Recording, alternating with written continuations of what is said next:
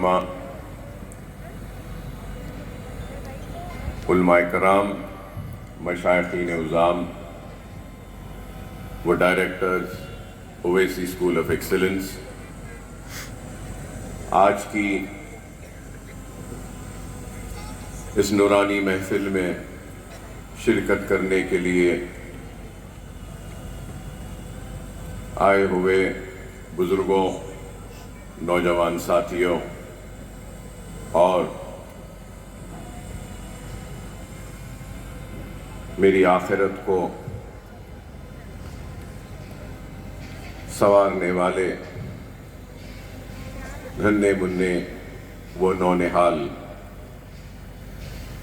السلام علیکم۔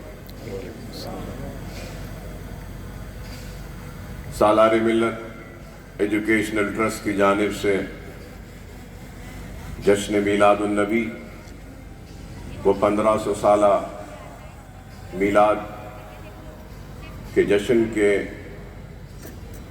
ضمن میں سلسلے میں ہم نے 3 تقاریب کا اہتمام کیا تھا۔ کل کی تقریب میں بھی آپ تمام اور شاید بہت سارے لوگوں نے شرکت کی تھی، اور آج بھی اسی کڑی کا دوسرا حصہ ہے کہ ہم آج کی تقریب کا انعقاد عمل میں لا رہے ہیں، اور اس کے بعد میں 5 میڈیکل کیمپس کا بھی انعقاد عمل میں لایا جائے گا، جو جشن میلاد النبی صلی اللہ علیہ وسلم کا ایک حصہ ہوگا۔ ہم یہ پیغام دینے کی کوشش کر رہے ہیں کہ موج مستی، ناچ و گانا اس طریقے سے جشن نہیں، بلکہ اگر جشن منانا ہے رحمت للعالمین صلی اللہ علیہ وسلم کا، تو وہ جشن اس طریقے سے مناؤ کہ دنیا دیکھ کر رش کرے اور یہ کہے کہ واقعے میں یہ رحمت للعالمین صلی اللہ علیہ وسلم کی امتی ہیں۔ ہمارے رسول صلی اللہ علیہ وسلم کائنات کے اولین قائد ہیں، جنہوں نے کمزوروں، محروموں، یتیموں، مظلوموں اور غلاموں کے حقوق متعین فرمائے، اور دنیا کے سامنے مظلوم طبقات کے لیے آواز بلند فرمائی۔ یہی چیز کو دیکھتے ہوئے ہم نے یہ فیصلہ کیا کہ ہم بھی اپنی جانب سے وہ جو لوگ محروم ہیں اور محرومیت کا شکار ہیں، چاہے وہ غربت کی وجہ سے یا معاشی پریشانیوں کی وجہ سے یا کوئی اور مجبوری کی وجہ سے، وہ جو علم کی دولت سے محروم ہیں، ان کو ہم نے مفت تعلیم کے ذریعے ان کے مستقبل کو سجانے و سنوارنے کی کوشش کی، کیونکہ رسول اللہ صلی اللہ علیہ وسلم نے جو محروم رہے ان کے لیے بھی آواز اٹھائی، اور پھر رسول اللہ صلی اللہ علیہ وسلم نے بیواؤں کے لیے بھی احکامات دیے، ان کی بھی مدد کی، تعلیم دی، تربیت دی ہم کو، اور پھر اس کے ساتھ ساتھ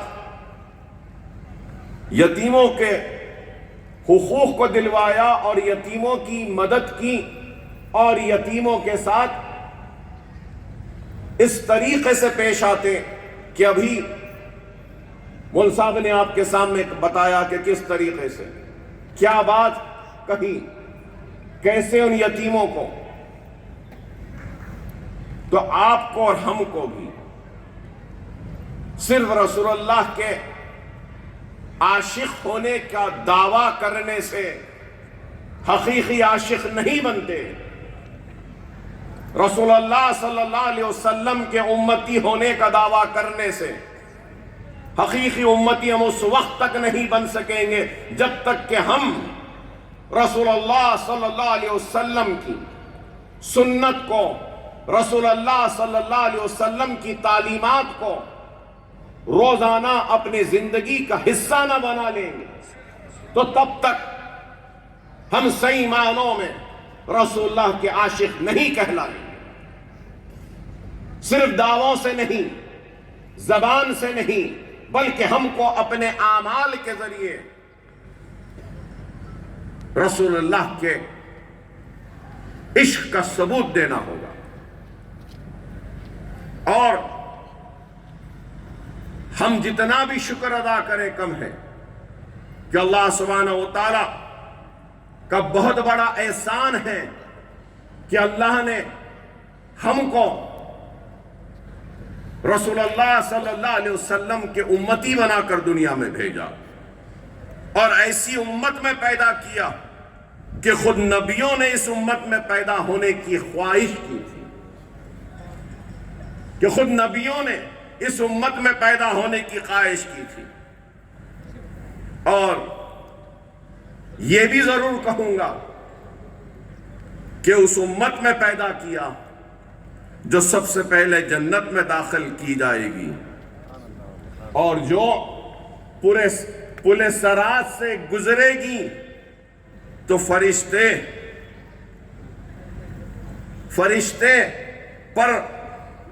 کھول بچھائیں گے اور اللہ کی رحمت ان پر بسے گی۔ یہ عالم ہوگا۔ خدا را غور کرو کہ ہم کس کی امت ہیں، اور پھر آج اگر میں یہ بات کہوں کہ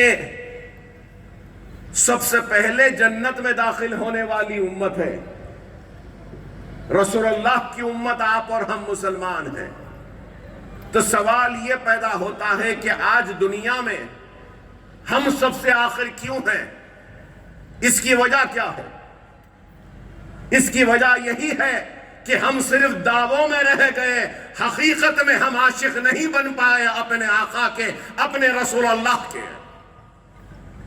جس دن ہم حقیقی طور پر محمد رسول اللہ صلی اللہ علیہ وسلم کے دیوانے بن جائیں گے، ان کے عاشق بن جائیں گے، تو پھر دنیا کی امامت تمہارے ہاتھ میں آ جائے گی،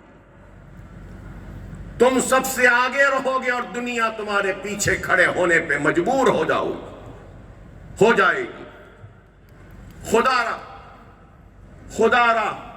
اپنے اعمال کو صحیح کرو۔ یہ دنیا فانی ہے، بے شک دنیا میں بہت سی خوبصورتیاں ہیں، بہت حسین چیزیں ہیں، بہت کچھ ہیں، دولت ہے، سونا ہے، چاندی ہے، جگمگاتے ہوئے ہیرے ہیں، خوبصورتی ہے، حسن ہے، جوامردی ہے، برفیلے چٹان ہے، یہ خوبصورت پھول ہے، پودے ہیں، درخت ہے، سب کچھ ہے، لیکن یاد رکھو یہ دنیا ختم ہونے والی ہے۔ یہ سب سے بڑا عیب ہے اس دنیا میں، اور ہمارا قیام اس دنیا میں عارضی ہے۔ اور اگر کوئی یہ سمجھ لے کہ یہ دنیا میں ہمارا پیدا ہونا ایک جیل کے مانند ہے، تو وہ انسان نہ صرف دنیا میں کامیاب ہوگا بلکہ آخرت بھی اس کو مل جائے گی۔ جیل میں تکالیفیں ہوتی ہیں، جیل میں مصیبتیں ہوتی ہیں، جیل میں یہ وقت پہ یہ وقت پہ وہ وقت پہ یہ ہوتا ہے۔ میں کئی مرتبہ جیل میں جا چکا ہوں،